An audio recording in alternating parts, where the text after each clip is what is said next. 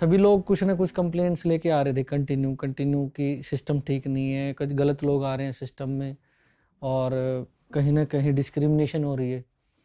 तो उस चीज़ को लेके मैं कंसर्न था कि ये पार्टी शुरुआती दौर में अगर सही ढंग से नहीं बन पाई तो बाद में तो बहुत मुश्किल हो जाएगी, गलत लोग घुस जाएंगे।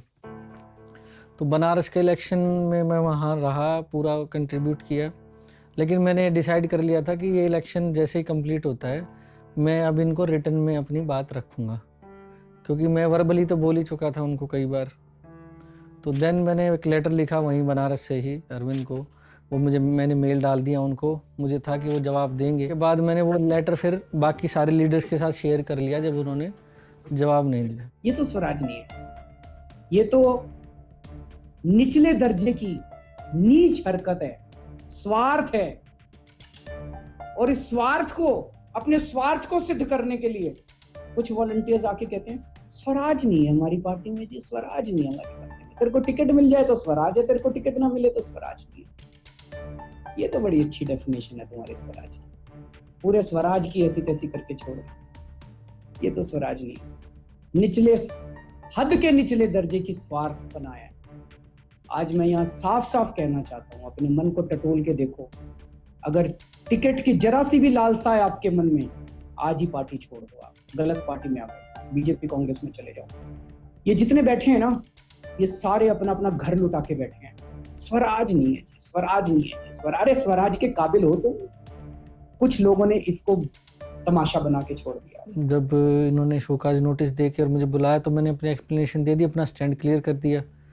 तो मुझे पक्का था कि ये जो है सिर्फ फॉर्मेलिटी के लिए कर रहे हैं, और वही हुआ। अगले दिन गूगल हैंगआउट हुआ। डिसिप्लिनरी कमेटी ने करण सिंह को पार्टी के खिलाफ एक्टिविटीज़ करने के लिए, अवाम चलाने के लिए, अवाम के मैसेजेस इन दिनों में आ रहे हैं कि बीजेपी के साथ वो लोग बातचीत कर रहे हैं, ये तो बहुत गलत है। तो करण सिंह को डिसिप्लिनरी कमेटी ने पिछले हफ्ते पार्टी से निष्कासित कर दिया है। और पार्टी ये भी ऐलान करती है कि अवाम के साथ अब जो लोग जुड़ेंगे पार्टी के, उनके खिलाफ सख्त कार्रवाई की जाएगी।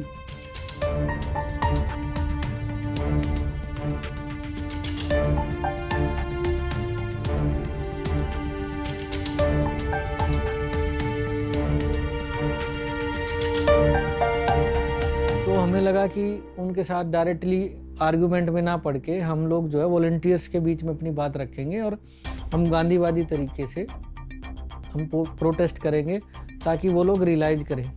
तो वो हमने 48 डेज़ का एक हमारा जंतर मंतर पे रहा, जिस पे हम मतलब फास्ट भी था हमारा, और मौन व्रत उसको हमने नाम दिया था, क्योंकि हम बोलेंगे नहीं, अपनी बात जो है हम वैसे अपना प्रोटेस्ट एक तरीके से साइलेंट होकर कन्वे करना चाहते हैं।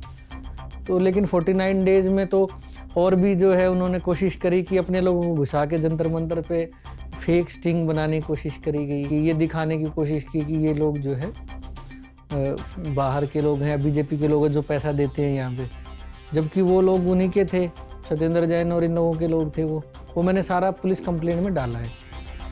पुलिस कंप्लेंट का क्या हुआ?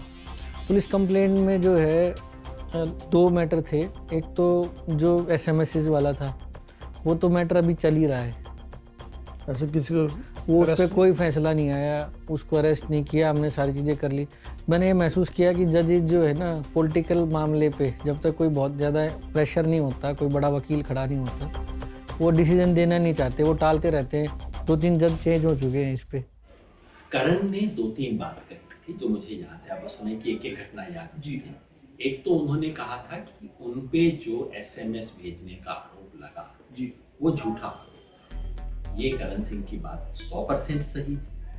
प्रशांत जी ने इस पे डिसिप्लिनरी कमेटी के अंदर कहा था, हमने लिख के पार्टी को इसके बारे में कहा था, और उनकी बात का अंदर जो समर्थन करते, इनफैक्ट हमारी शिकायत ही ये थी कि करण सिंह को झूठा फंसाया गया है और ये तो क्रिमिनल एक्ट है, कैसे कर रहे हैं। हमने बाकायदा इस पे पार्टी के अंदर आवाज उठाई। यहाँ पे कोई हाई कमांड नहीं होगा कि एक हाई कमांड ने एक एयर कंडीशनड कमरे में बैठ के कैंडिडेट्स को सेलेक्ट कर दिया।